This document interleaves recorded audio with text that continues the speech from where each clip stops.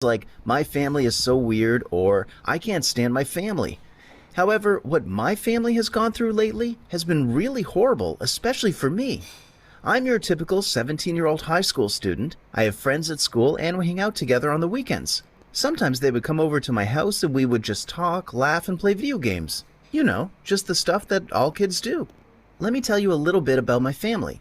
I grew up in a house that seemed to be pretty happy and normal. Our house wasn't big or fancy because we didn't have a lot of money. That created stress because sometimes my parents would fight about it. If I wanted a new pair of shoes, I would sometimes have to wait a little longer. My parents wanted to see if they would go on sale first so they could save money. Part of the reason my friends would come to my house was really because I didn't have any money to go to the movie or the mall. I also have an older brother, Nick, and he already finished high school and works. That helps a little because he lives at home and gives my parents some of the money he makes. He and I share a bedroom, which I actually enjoy because I love my brother very much. He's kind and funny, and I really look up to him. We also have a younger brother, Stevie. He was born about 2 years ago when my mom was 45. That came as quite a surprise to all of us. In fact, my brother and I called him the Oops Baby, but we all love him so much. I never really wanted a little brother, but it's really great. He's cute and playful, and I can teach him all the things that Nick taught me. That's a cool feeling to be able to help raise another human being. The only unusual thing about Stevie is that he really doesn't look like the rest of us. My brother and I are dark complected with black hair. We are both fairly tall and thin also. My dad looks the same way. When people see us, they always say, "We can tell you are related. You all look alike." No one says that about Stevie, though. That's where the problem started. When Stevie was born, Nick and I said, "He doesn't look anything like us." My mom said, "Just give it time. Babies change a lot as they grow up."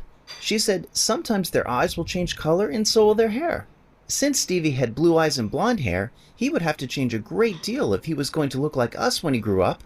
Nick and I didn't care because we loved that little guy so much and he really loved us. When we would walk into the room, he would just squeal. When he learned to talk, he started saying our names. He could say Nick pretty good, but when he said my name, it sounded like Wiki. I thought it was pretty sweet. Now let me tell you a little more about my mom and dad. My dad worked really long hours at his job and would always try and get some overtime to make more money. That meant that he was gone from home more than he liked. It wasn't unusual for him to leave the house at 7 in the morning and not get home until 10 at night.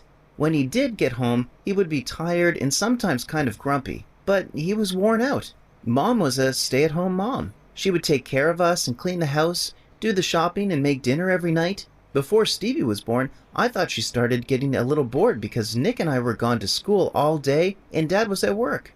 I sometimes wondered what she did all day, by herself. The year that she got pregnant, we were all very surprised, especially my dad. Of course, he was even more worried about how they were going to support another baby, but they seemed pretty happy about it. After Stevie was born, we were all thrilled, especially Mom, because now she had someone to take care of all day. It was a wonderful time. Money was a little tighter now, but we didn't really care because now we had our little Stevie. About a month ago, I came home from school and my dad was already home. That was strange because he was never home that early. The second I walked into the house, I knew something was wrong. The air had an electricity to it. I was immediately worried and I didn't even know why. Nobody was in the kitchen, but I could hear my dad's voice from their bedroom. Stevie was in the living room playing with some of his toys. As I got closer to my parents' bedroom, I could hear my mom crying. What's going on? I thought. Then I heard my dad yelling at her. I could tell he was really mad.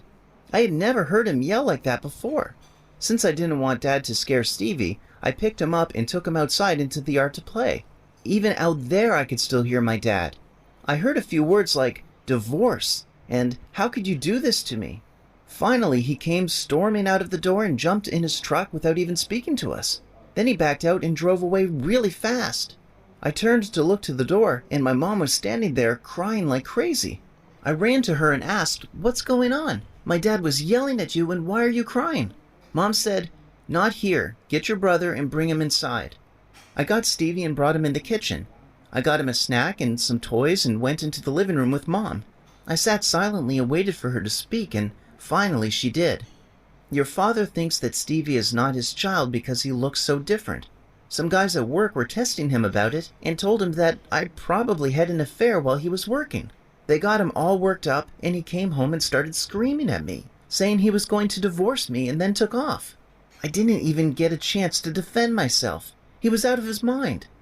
I hated that I had to do this, but I had to ask, is it true? Is Stevie Dad's son?